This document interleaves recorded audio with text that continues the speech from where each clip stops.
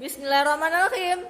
Hari ini kami membuat perlombaan ranking 1 di kelas 5A, Mil 5 Aceh Jaya. Soalnya tentang cerdas cermat agama ya. Soal yang pertama, benar apa salah mukjizat terbesar Rasulullah adalah Al-Quran?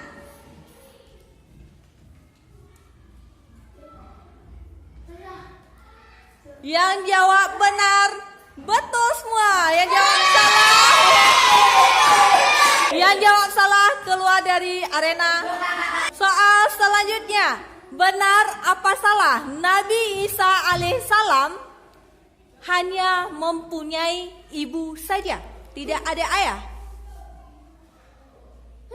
Yang jawab benar, mantap, Masya Allah.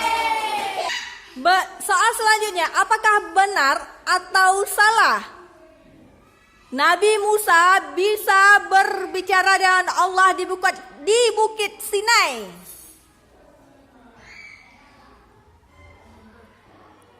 Yang jawab benar, oke, mantap.